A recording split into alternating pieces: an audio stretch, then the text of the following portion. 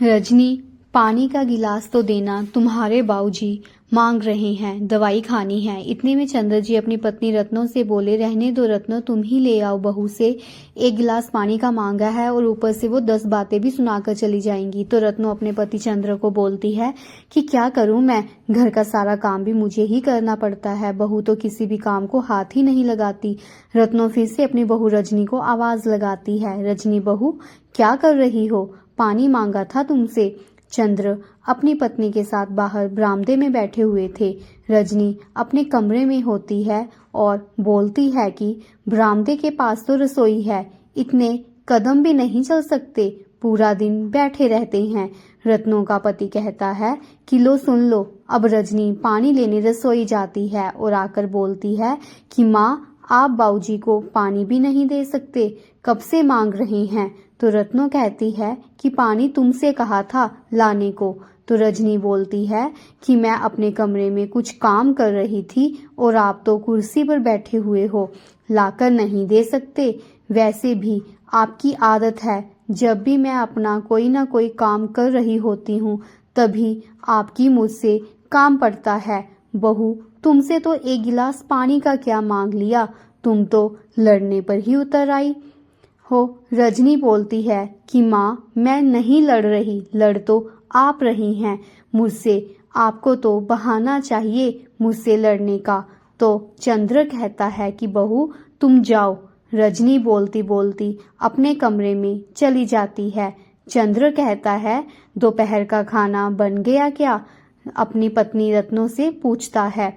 रत्नों कहती है, अभी तो आई थी बहू, उसे पूछ लेते खाना बनाया कि नहीं, उसके सामने तो आपकी जुबान भी नहीं खुलती, मेरे सामने ही बोलते हो। तो चंद्र कहता है कि क्या करूं मैं, ये तो रोज रोज का काम बन गया है। इतने में रजनी का पति राजन काम से लौटकर घर आता है और पूछता है कि माँ, आज क्या बनाया खाने में। तो माँ कुछ नहीं बोलती। फिर राजन अपने कमरे में चला जाता है, अपनी पत्नी रजनी से पूछता है कि रजनी जल्दी से खाना लगा दो, बहुत जोरों की भूख लगी हुई है। रजनी बोलती है कि आज मैंने कुछ नहीं बनाया। तो राजन कहता है कि माँ, बाबूजी ने क्या खाया। तो रजनी कहती है कि अगर तुम्हें इतनी ही फिक्र है तो तुम खुद क्यों नहीं पूछते। राजन कहता है कि मैं आगे पहले से ही थका हुआ हूँ, मेरा दिमाग मत खराब करो। राजन रसोई में जाता है, एक चूल्हे पर दाल रखता है और दूसरे चूल्हे पर चावल रख देता है। थोड़ी देर में खाना बन जाता है। राजन माँ बाबूजी को आवाज लगाता है और बोलता है कि खाना बन गया है, चलो साथ में खाना खाते हैं। राजन के माँ बाबूजी अंदर आते हैं तो राजन अपने माँ बाबा को खाना परोस कर देता है। तो राजन कहता है कि मैं अपने लिए भी लेकर आता हूँ। तो रत्नों कहती है कि रजनी ने भी नहीं खाया खाना, उसका भी ले जाओ साथ में। तो राजन कहता है कि ठीक है माँ। राजन एक प्लेट में अपना और रजनी का खाना डालकर अपने कमरे में ले जाता है। राजन कहता है कि चलो रजनी खाना खा लो। तो रजनी बोलती है कि मुझे भूख नहीं है, आप खा लीजिए, मैं बाद में खा लूंगी। राजन के बार बार कहने पर रजनी खाना खा लेती है। अगले दिन सुबह चंद्र कहता है कि रत्नो, मुझे कुछ पैसे देना, मैं बाजार जाकर कुछ खाने पीने को लेकर आता हूँ। तो रत्नो कहती है कि अगर आप जा ही रहे हैं तो आते आते मेरे लिए समोसे लेकर आना। तो उसका पति कहता है कि ठीक है। इतने में रजनी बोल पड़ती है कि माँ, आपकी जीभ तो बहुत चटोरी है, इस उम्र में भी आपका बहुत कुछ खाने का मन करता है, जब आपको कुछ खाना हो तो आपको तो कोई भी नहीं रोकता, और जब मैं कुछ बाहर से खाने के लिए मंगवाती हूँ तो आप मेरे पर टूट कर पड़ जाती हैं। रत्नो कहती है कि दोपहर हो गई है और अभी तक सुबह के बर्तन नहीं साफ हुए तुमसे। तो रजनी बोलती है कि आपको दिखाई दे रहे थे तो आप साफ कर देती। तो रत्नो कहती है कि तुम्हें तो कुछ भी बोलना बेकार है। उधर राजन दोनों की बातें सुन रहा होता है और सोचता है कि मुझे अपनी जिंदगी में सबसे ज्यादा अफसोस ही इस बात का लग रहा है कि मैंने शादी ही क्यों की। शादी करके तो लोग सुखी होते हैं और मुझे तो उल्टा परेशानी का सामना करना पड़ रहा है। इन दोनों के रोज रोज का झगड़ा देख कर मैं तंग आ गया हूँ, पर मैं कर भी क्या सकता हूँ। चंद्र कहता है कि तुम दोनों का ये रोज का ड्रामा चलता है। रत्नो, बाद में लड़ लेना, पहले मुझे पैसे दो, मैं बाजार से सामान लेकर आऊं।